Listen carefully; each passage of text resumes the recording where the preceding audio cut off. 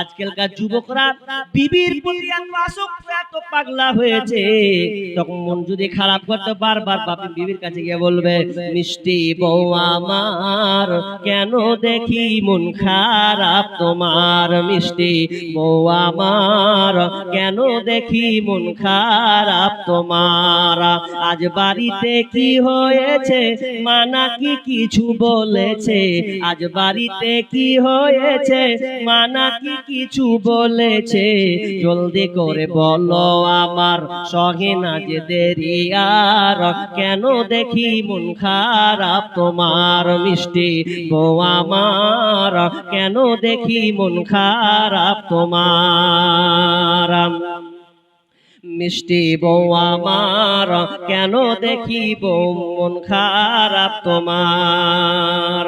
এভাবে কেন বউকে বারবার যেন বুঝাচ্ছে তোমার মনটা কেন খারাপ। তখন বিবিটা বলছেন, তোমার মায়ের জ্বালা স্বামী সহিতে পারি না আমি, তোমার মায়ের জ্বালা স্বামী সহিতে পারি না আমি, থাকবো না এই বাড়িতে চলে যাব বাপের ঘর, কেন দেখি মন খারাপ তোমার, মিষ্টি বউ আমার কেন দেখি মন খারাপ তোমার। তখন ওই ছেলেটা সহ্য করতে না পেরে মায়ের দিকে যেন ছুটে চলেছে, বিবির কথা শুনে কানে ছুটে চলে মায়ের পানে, বিবির কথা শুনে কানে ছুটে চলে মায়ের পানে, ধাক্কা মেরে ফেলে মাকে, ধাক্কা ফেলে মেরে মাকে ভাঙলো মায়ের হাতের হার, কেন দেখি মন খারাপ তোমার, মিষ্টি বউ আমার কেন দেখি মন খারাপ তোমার। কান্দিয়া ব্যাকুল রে হানজালা শহীদ রে, কলিজা ভেঙ্গেছে রে সেই জঙ্গে ওদের, কান্দিয়া ব্যাকুল রে হানজালা শহীদ রে, কলিজা ভেঙ্গেছে রে সেই জঙ্গে ওদের। নবীর এক সাহাবী ছিলেন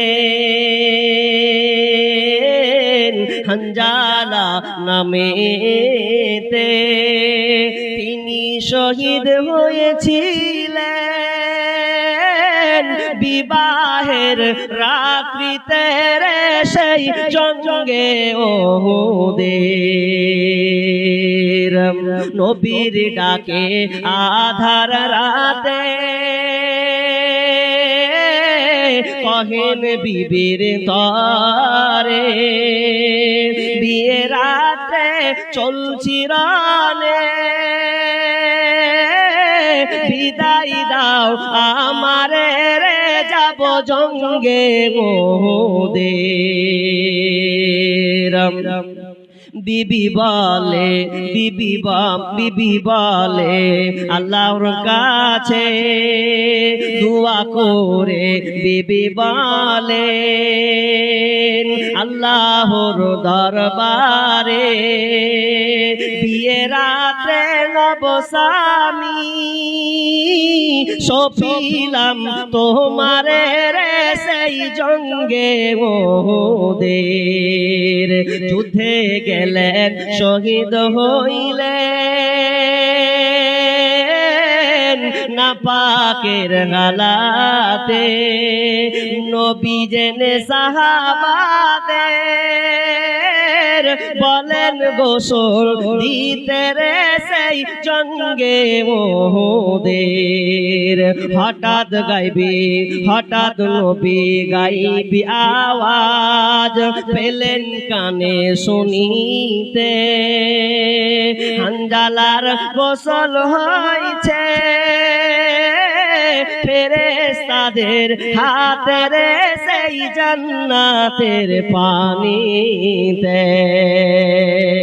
বিশ্বনবী বললেন এমন একটা জামানা আসবে ওয়াতার রাজুল ইমরাতাহু, যখন নারী পুরুষরা নারী অনুগত হয়ে চলবে, পুরুষ যেটা নারী বিবি যেটা বলবে ওটার কথার মতন চলবে। ওয়াক্কা উম্মাহু, মায়ের বাধ্য হবে, বিবিকে কাছে টেনে নেবে, বিবির অনুগত হয়ে চলবে, বিবি যেটাই বলবে সেটাই করবে, আর মায়ের বাধ্য চলবে। মাকে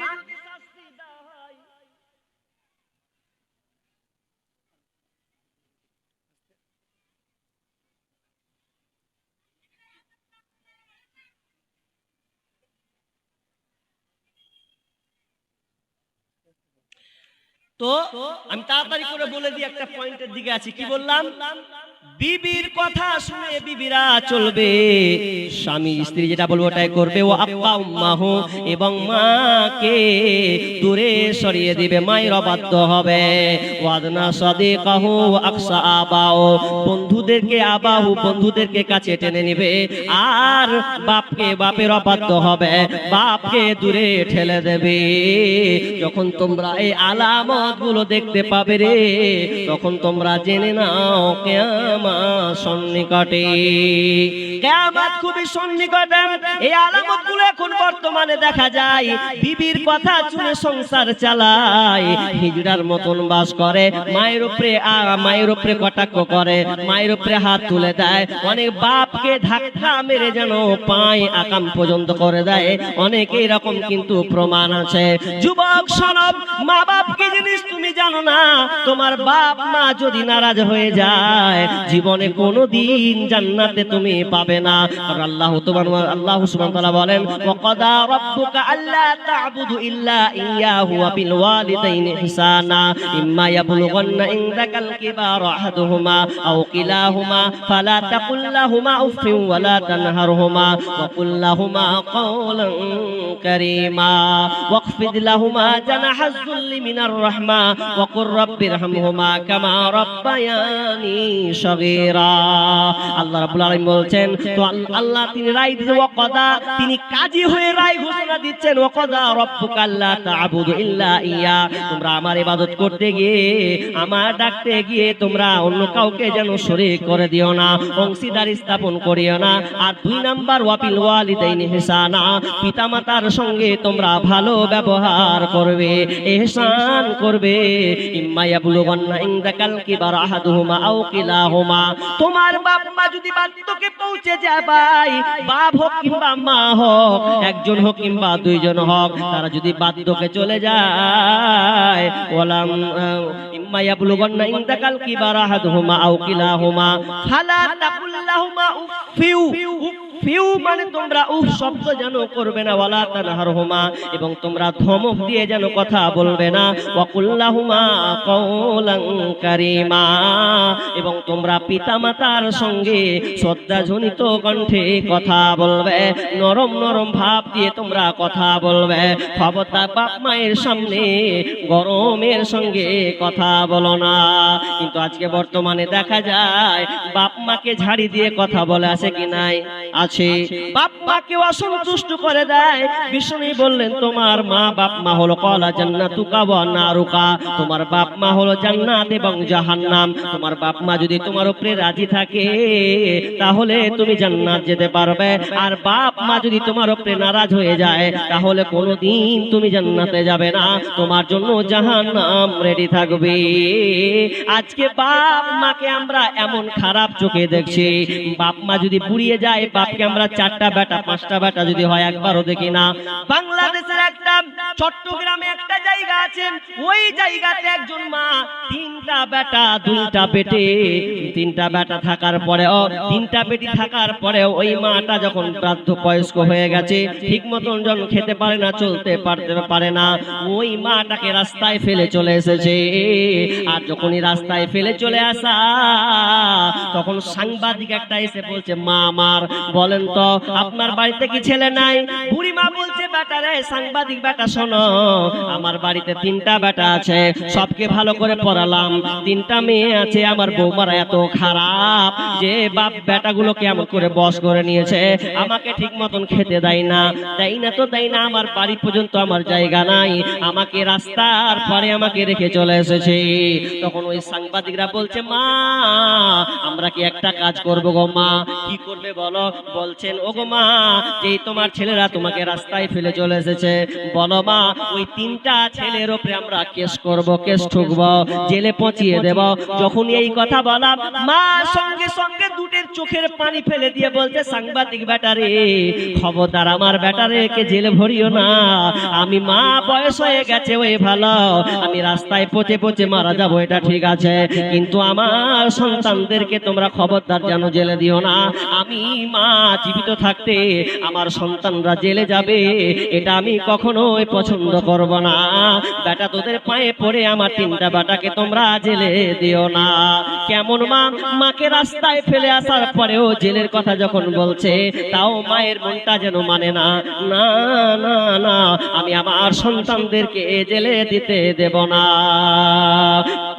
মায়ের চোখে ঝরলে পানি আল্লাহর আরশ কাঁইপা যায়, কান্দে না যেন মায়, কান্দে না যেন মায়, বিদেশে বিপাকে যদি সন্তান মারা যায়, সবার আগে জানে তাহার জনম দুঃখী মায়, সেই মায়েরই কষ্ট কেহ দিও না এই দুনিয়ায়, কান্দে না যেন মায়, কান্দে না যেন মায়। মা বাপকে কোনোদিন কষ্ট দিয়েন না, যদি কষ্ট দেন দুনিয়াতে লাঞ্ছিত হবেন, মরার পরে তো আছেই আছে। আমি একটা মসজিদে থাকতাম প্রায় 4 বছর আগে, ওই মসজিদে থাকতাম তো একটা লোক পা ন্যাংরা, পায়ে ঘা, এখন পর্যন্ত কোনো ডাক্তার ভালো করতে পারে না। আমি একজনকে জিজ্ঞাসা করলাম যে হ্যাঁ লোকটার পায়ের অবস্থা একবার ভালো একটু করে ঠিক হচ্ছে, আবার ঘা পচন ধরছে, ব্যাপার রহস্য কি? তো একজন বলছে ওর সমবয়সী, ও বলছে পায়ে পচন ধরার কারণ হলো কি জানো? এ বাপ মাকে খুব অত্যাচার করতো, পরেও তওবা ইস্তেগফার করেছে, কিন্তু মা তো নাই মারা গেছে যে মায়ের পা হাত ধরবে, পায়ে ওই পা দিয়ে মাকে লাত মেরে জমিনে ফেলেছে। আল্লাহ নারাজ হয়ে গেছে যে পা দিয়ে ও মাকে লাথি মেরেছে, ওই পায়ে আল্লাহ তার পচন মেরে দিয়েছে, ঘা হয়ে গেছে, এখন পর্যন্ত ভালো হয় না। তবে লোকটা খুব কাঁদে, আল্লাহ আমি মায়ের উপর অন্যায় করেছি, খুব জুলুম করে দিয়েছি, আমি বুঝতে পারিনি, আল্লাহ তুমি আমাকে ক্ষমা করো। এখন পর্যন্ত লোকটার পা ভালো হয়নি। ভাইরা আমার খবরদার, বাপ মাকে কোনো মতেই কষ্ট দিয়েন না, বইয়ের অঙ্গসূত হয়ে বাপ মাকে লাঞ্ছনা দিয়েন না, গঞ্জনা দিয়েন না, মা বাপের প্রতি আপনি অনারাগী হয়ে যেন না। জি, বাপ মাকে ভালোবাসুন, কিয়ামতের আলামত এমন একটা সময় আসবে বাপ মাকে দূরে ঠেলে দিবে, বন্ধুকে কাছে টেনে নিবে, এটা হচ্ছে না? এখন বর্তমানে এই জিনিসগুলা হচ্ছে। ভাই আমি 15টা আলামত এখন শেষ হয়নি, কবে 7টা হলো লাগছে, এখন অনেক বাকি আছে। তবে মিডিলে আপডেট আপনাদের কাছে নিচ্ছি, কারণ আপনারা জানেন এটা মসজিদের জলসা না, যে মসজিদে ছিলাম মসজিদের উন্নতি কল্পে জলসা, অনেক লোক উঠে চলে গেছেন, কিন্তু মেয়েরা মাশাআল্লাহ ধৈর্যের সঙ্গে আছে। তো এটা মসজিদের উদ্দেশ্যে জলসা। দেখেন মসজিদ আল্লাহর ঘর, মসজিদ আমাদের বানাতে হবে, কারণ বিষ্ণু বলেছেন মান বানিল্লাহি মসজিদান বানাল্লাহু লাহু বাইতান জান্নাহ। কেউ যদি মসজিদে ঘর নির্মাণ করে, মসজিদ বানায়, তাহলে আল্লাহ তাআলা তার জন্য জান্নাতে একটি ঘর নির্মাণ করবেন। ভাই মসজিদ আল্লাহর ঘর। আর সবচাইতে বড় কথা হলো কি জানেন? সবচাইতে বড় কথা হলো ভারত সরকার এই যে ওয়াকফ সম্পত্তি, আপনারা নাম জানেন, এই ওয়াকফ বিল পাস হয়েছিল। মমতা বলেছিলেন আমাদের মুখ্যমন্ত্রী এটা ভারত পশ্চিম বাংলায় লাগু হতে দিবেন না, এটি রক্ষা করবেন, কিন্তু কাজ হলো না, এটাকে তাদের আন্ডারে ক্যাপচারে করে নেওয়া হলো। কিন্তু আমরা মুসলমান অত পিছিয়ে পড়া জাতি নয়, সহজে ছেড়ে দেব না। আমরা দান করতে ভালোবাসি, মসজিদ করতে ভালোবাসি। এই ভারত সরকার, মোদী সরকার কেন, এর সাইডে যদি জঘন্য কোনো জালেম শাসক আছে, তবু আমরা থেমে থাকবো না ইনশাআল্লাহ। আমাদের শ্রম, আমাদের বুদ্ধি মেধা দিয়ে আমরা মসজিদ বানাবো। দেখছেন বাবরি মসজিদ, কত আক্রমণ, কত কটাক্ষ হচ্ছে বাবরি মসজিদকে নিয়ে। আমাদের মুর্শিদাবাদে একটা মসজিদ তৈরি হচ্ছে, বাবরি মসজিদ। এই বাবরি মসজিদ ইনশাআল্লাহ আপনি অবাক হয়ে যাবেন, এখন পর্যন্ত প্রায় 501 কোটির উপরে শুধু নতুন নগদ কালেকশন এগুলো হয়েছে। ইট জাল্লা কত হাজার লাখ লাখ ইট পালা লেগে আছে, বলার কথা নয়। মানুষ দান করতে ভালোবাসে। বাবরি মসজিদ যেমন, তো আমাদের এইটাও একটা মসজিদ, এটাও আল্লাহর ঘর তৈরি হচ্ছে, এটাও আমাদের আল্লাহর ঘর, এটাও যেমন নেকি পাবো, এটাও তেমন আমরা নেকি পাবো। অতএব মসজিদ বানাতে হবে। আর মসজিদ কি হবে? এটা ইবাদত, আল্লাহর তাসবিহ তাহলিল 5 ওয়াক্ত নামাজ আদায় হবে। বিধায় আমরা এই মসজিদকে তৈরি করব। যতই জালেম শাসক আমাদেরকে প্রতারণা দিয়ে, ধোঁকাবাজি দিয়ে আমাদেরকে উড়াক না কেন, আমরা সবল কণ্ঠে থাকবো। দেখেন, আমাদের এখনো জান দিতে হয়নি, জি এখনো আমাদের জান দিতে হয়নি। শুনেন, ওহুদের যুদ্ধ হচ্ছে। ওহুদের যখন যুদ্ধ, খুব মারাত্মক, 2য় হিজরির ঘটনা। বদরের পরে পরে ওহুদের যুদ্ধ, ইসলাম বিজয় হলো না। একটা সামান্য ভুলের কারণে সব ধরা খেয়ে নিল। যখন জানতে পারলো যে নাবিকে কে মেরে দিয়েছে, নাবি আর নাই, নাবি দুনিয়া ছেড়ে চলে গেছেন। আর ওই সময়তে হানজালা রাদিয়াল্লাহু তাআলা আনহু তিনি বিবাহ করেছেন। বিবাহ করে তিনি বিবির সঙ্গে বাসর ঘরে থাকবেন, বাসর ঘর কাটাবেন। বাসর ঘর কাটাছেন, তিনি হঠাৎ করে তিনি শুনতে পেলেন নবী নাই, নবী দুনিয়া ছেড়ে চলে গেছে। হানজালা আর টিকতে পারলেন না। তিনি কি করলেন? বিবিকে বলছেন, বিবি আমি আর পারবো না, আমি আর থাকতে পারছি না, আমার নবী দুনিয়াতে থাকবে না, আমি কি করে থাকি? বিবি আমাকে ছেড়ে দাও, আমি ওহুদের ময়দানে যাব। এবার দেখছে তিনি নাপাকের অবস্থা হয়ে গেছে। নাপাকের অবস্থা যখন হয়েছে, এখন স্ত্রী বলছে, বিবি গোসল, বিবি বলছে স্বামী গোসলটা করে নাও, ফরজ গোসল করো। বলছে এখন আমার ফরজ গোসল করার সময় নয়, আমি গোসল করব। আর আমার নবী এইদিকে, তাকে মেরে দেওয়া হয়েছে, নবী আমার চলে গেছেন, মৃত্যুবরণ করেছেন, আর আমি এদিকে করব না, বিবি আমি চলে গেলাম। তিনি ছুটলেন, তলোয়ার নিয়ে ওহুদের ময়দানে ছুটছেন। কান্দিয়া ব্যাকুল রে হানজালা শহীদ রে,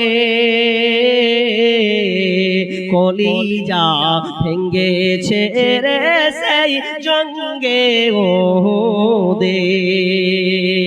কান্দিয়া ব্যাকুল রে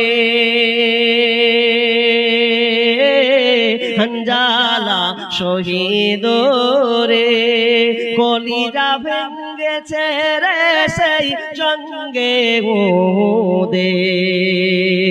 নবীর এক সাহাবী ছিলেন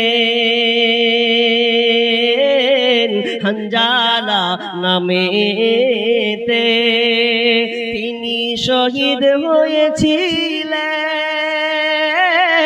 বিবাহের রাত্রিতে রে সেই জঙ্গে ওহুদের। নবীর ডাকে আধার রাতে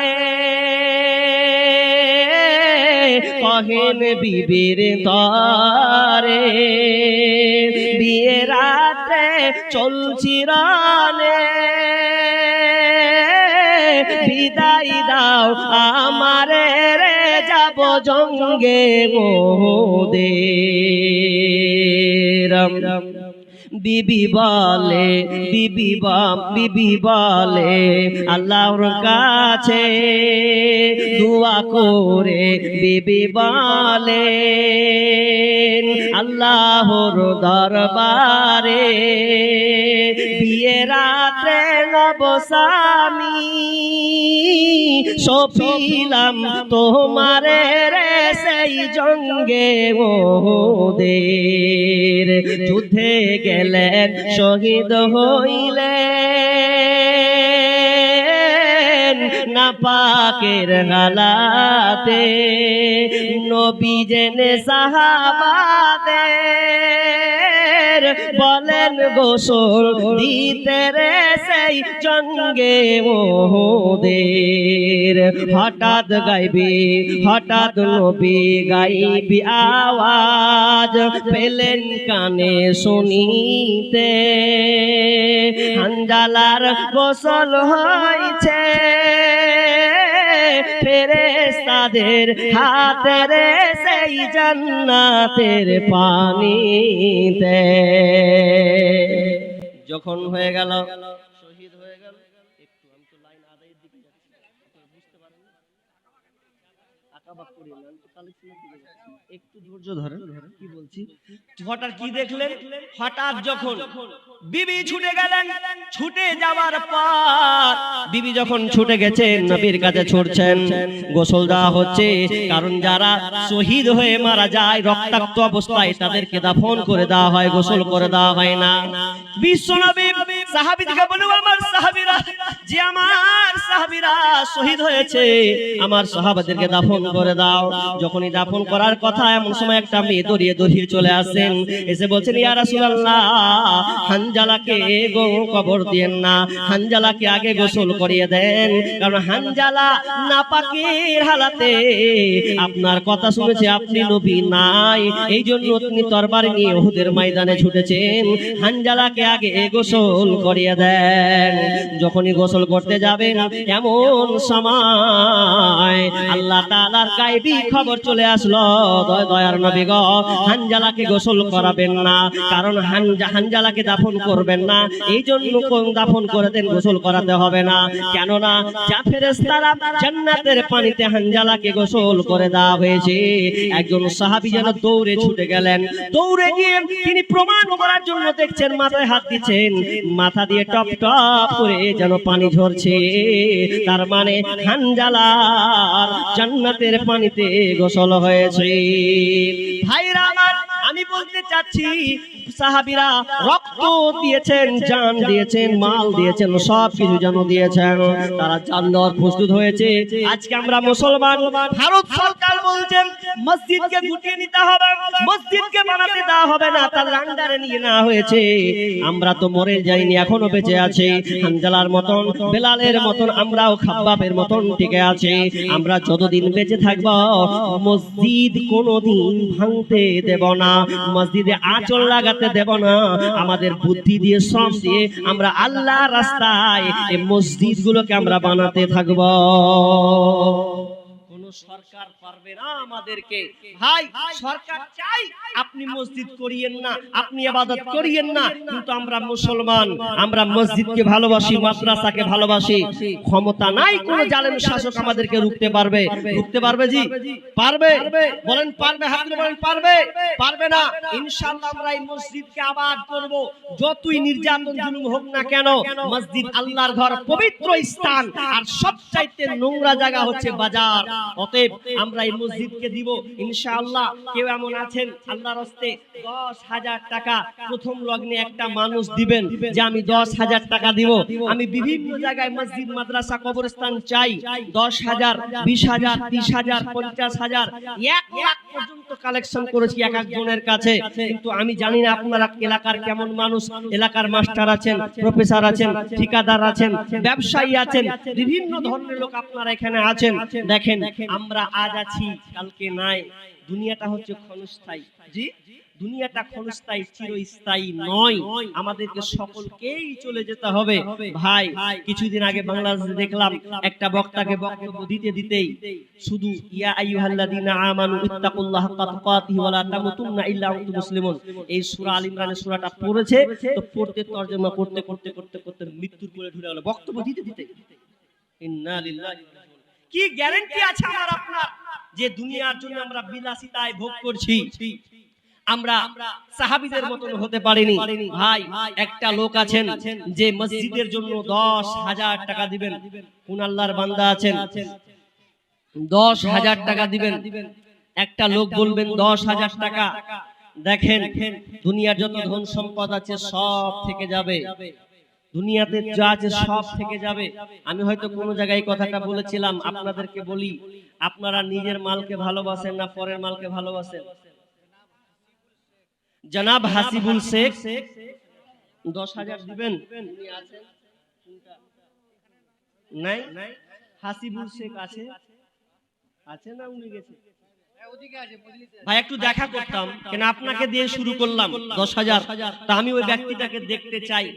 কোন আল্লাহর বান্দা আছেন? জি মুসাফা করব, খুশি হলাম। প্রথম দিয়ে 10,000 টাকা দিয়ে শুরু হলো।